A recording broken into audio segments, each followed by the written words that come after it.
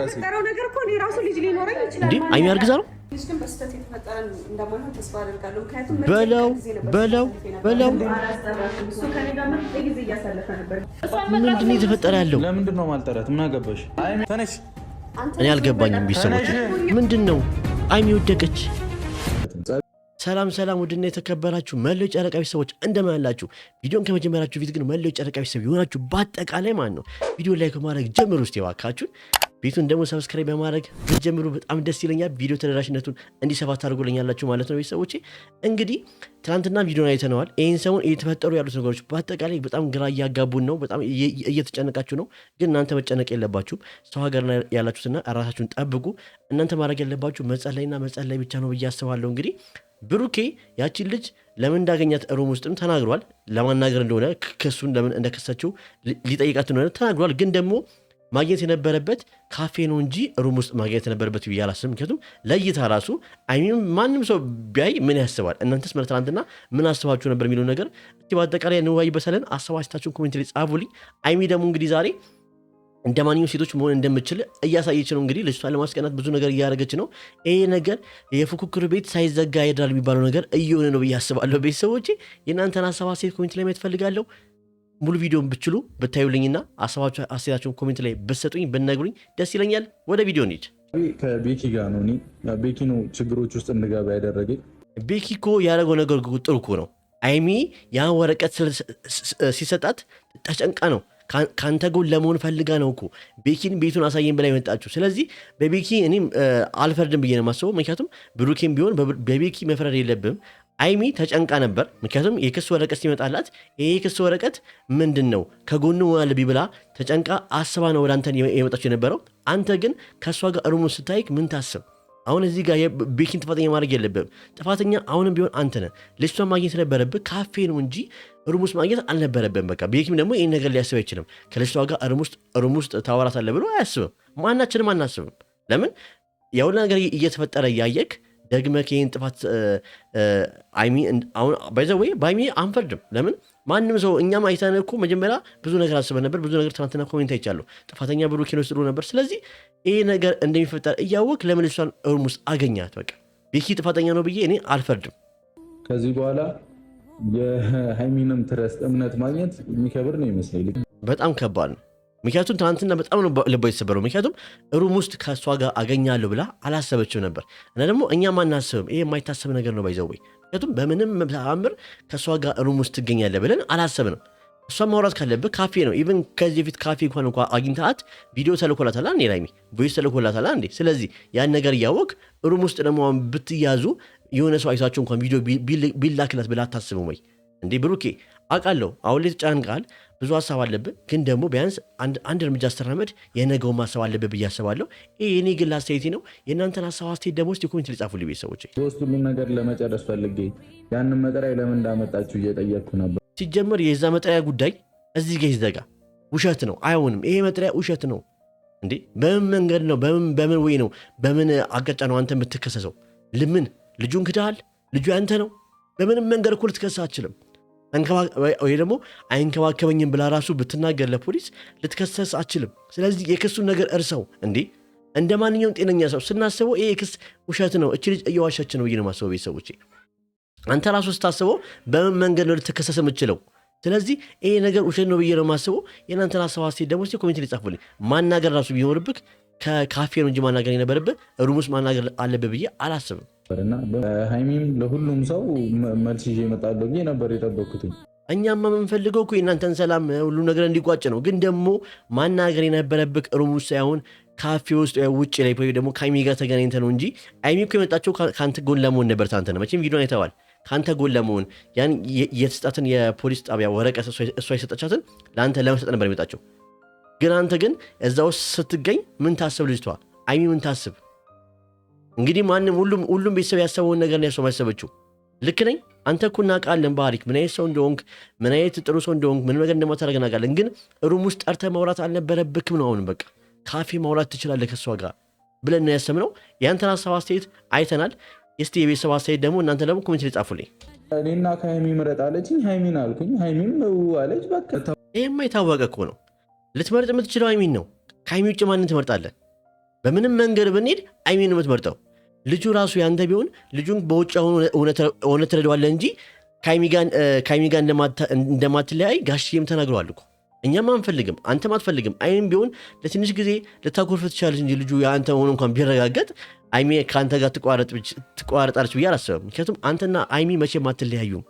እውነቱን እስካልነገረችኝ ድረስ እኔ ልጁ እስኪወለድ ነው እንጂ የምጠብቀው ከዩ ጋር ምንም ማለትም ግዴታ የለም። ልክ ነው፣ ባይዛዌ ልክ ነው። ልጁ እስካልተወለደ ድረስ በምንም መንገድ እውነቱን ሊያወቅ አይችልም። እቺ እዩ የምትባል ልጅ እውነቱን እስካልተናገረች ድረስ በምን ሊያውቅ ይችላል? ካለዚያ ነገሩ የሚታወቀው በምንድን ነው? በዲኒል ብቻ ነው። ከ3 ወር በኋላ እሱንም። ስለዚህ ከ3 ወር በኋላ ነው ልጁ የእሱ እንዳልሆነ የሚታወቀው። ስለዚህ አሁንም ቢሆን በትዕግስት መጠበቅ አለብን። ግን ደግሞ እስከዛው ድረስ ከዩ ጋር ባትገናኝ ብዬ የኔ ሀሳብ ነው። በቃ ከዩ ጋር ባትገናኝ፣ በቃ ሁሉ ነገር ብዘጋም፣ ታገኛትም ከአይሚ ጋር ብታገኛት። ምክንያቱም አሁን ከጥፋት ጥፋት እየደረብክ ነው። ያ ጥፋት እርግጠኛ አልሆነንም። እኛም አንተ ታደርገዋለህ ብለን አናስብም። ሙሉ የጨርቃዊ ሰዎች አይሚም እንደዛ የምታስበው ግን ደግሞ አሁን ከእሷ ጋር ሩም ውስጥ በተገናኘ ቁጥር አይሚ የምታስበው ነገር ከአይሚ ጋር ያለህ መተማመን እየቀነስ ይዛል። ስለዚህ ይህን ነገር ማድረግ አለብህ ብዬ አላስብም። ስለዚህ እሱ ነገር ብቻ አስተካክል አንተ። የኔ ሀሳብ አስተያየት ይሄ ነው። የእናንተን ሀሳብ አስተያየት ደግሞ ኮሜንት ላይ ስጡኝ። አይመስለኝም። የለብኝ ጊዜ ጉዳይ ነው። በቃ ሁሉም ነገር መታገስ ካልቻለች በቃ የራሷን ውሳኔዎች መውሰን ትችላለች። እንደዚህ አትበል ብሩኬ። አውቃለሁ መሮካል፣ ሁሉም ነገር መሮካል። ምክንያቱም ሁሉም ጥፋት ወደ አንተ እያመለከቱ ነው። ሁሉም ነገር ደስተኛ ይሆን ካለም አንተ የመጣው እዚህ ሀገር ለጥሩ ነገር እንደሆነ ተናግረሃል። አሳያችኋለሁ፣ ሁሉም ሰው ይቆጫችኋል ብለሃል። እንግዲህ ይሄ ነገር ምን ይሆን? ለዚህ ለጥሩ ነገር መተክ የተፈጠረው ነገር ግን ከባድ ነገር ነው። ስለዚህ ይህን ነገር ደግሞ ምንድነው ማድረግ ያለብን? አሁን ነገሮቹን ወደ ሌላ መስመር እንዳይሄዱ መከላከል አለብህ። ከዩ ጋር አለመገናኘት ነው በቃ ዋናው ነገር። ከዩ ጋር አለመገናኘት፣ ማግኘት ራሱ ካለብህ ከአይሚ ጋር ብታገኛት ብዬ አስባለሁ። ይሄ እኔ ግላ ሴት ነው። የእናንተን ሀሳብ አስተያየት ደግሞ ኮሜንት ላይ ስጡኝ። እዚህ የመጣሁበትን ነገር እኔ አሁን አላሳያችሁም። ሁሉም ሰው እንዲቆጨው ነው ማደርገው። ይሄ ነገር ምን ይሆን? ብሩኬ ቡታጀራ ድረስ የሄደበትን ነገር ምንድን ነው የሚሆነች? እኔ በጣም ለማወቅ ጓጉቻለሁ። እስቲ ግን እናንተ ገምቱ። ግምታችሁን፣ ሀሳባችሁን እስቲ ኮሜንት ላይ ስጡኝ። ይሄ የመጣበት ጉዳይ ምን ሊሆን ይችላል? ያኔ ሽማግሌ ሊልክ ነው ብለን እያሰብን ነበር፣ ግን ያ ነገር ሊሆን አይችልም። ስለዚህ ምንድን ነው የመጣበት ዓላማ ምንድን ነው? ሁሉም ሰው ይቆጫችኋል ያለ ነው እንግዲህ። ስለዚህ የዚህን ነገር ጉዳይ እስቲ ሀሳባችሁን፣ ግምታችሁን ኮሜንት ላይ ጻፉልኝ። ማንም በዙሪያ ያለም ሰው እንዲቆጨው ነው ማለት ነው። አይሚ ራሱ ባይዘው እንደ ተጎዳሽ እናውቃለን፣ ግን ደግሞ የምትናገራቸው ቃላቶች ይበልጥ ደግሞ ብሩኬን እየጎዱት ነው።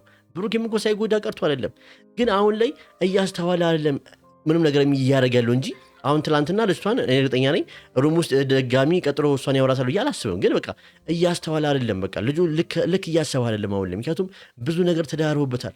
አንቺ ጋር ፍቅር የነበረ ሰው ከአንቺ ጋር እስካሁን ጣልታችኋል። ጥሩ ሁኔታ ላይ ያላችሁም ለዛ ነው ብዬ አስባለሁ። የእናንተን ሀሳብ አስተያየት ደግሞ የጨርቃዊ ሰዎች ኮሚቴ ላይ ንገሩኝ። ተረጋግተሽ ማታወሪ ውሽማ ኬታለሽ ምናምን የምትይኝ ሩም ውስጥ ቢኖርህ ካፌ ላይ ምናምን ቁጭ አድርገህ ልታወራት እንጂ ሩም ይዘህ አይደለም ልታወራት።